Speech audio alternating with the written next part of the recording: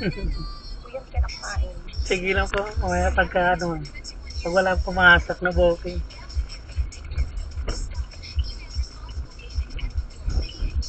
Alam mo yung traffic. Hindi po. Ayun lang din talaga, din lang sa ano,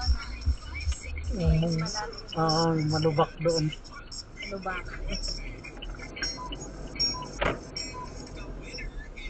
Nag-expressway ka minsan, ma'am.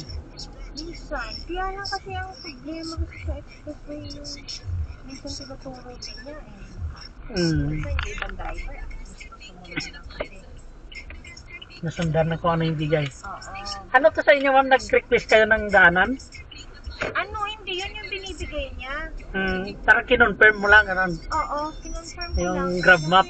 Yung grab map yung Kasi inon yun niya. lang yung inaano niya eh. Binibigay niya. Yung isa kasi kamarin naman. Mm. Sabi ko, bakit hindi binibigay yung dinaanan natin? Mm. Laging kamarin. Eh, Mm. masakit dun. Kaya maraming ano doon, ikot-ikot to. Kaya nga, sabi ko, ba't ganito to siguro? Ano yun, may i-confirm kayo? Ganon? Parang meron siyang dalawang, dalawang route. Oo. Dalawang route. Oo. Tapos, mamimili ako.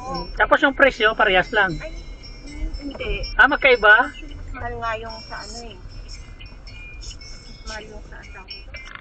Yung tinuro niyang iba. Oo.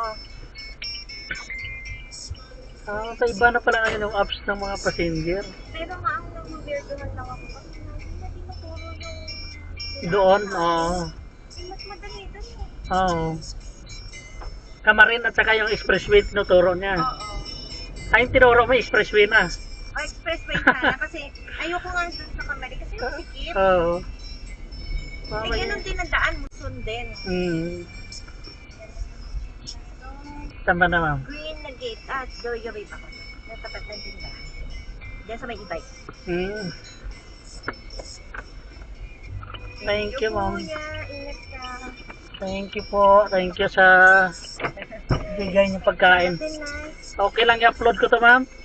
Sige, bye. Sige, ingat po.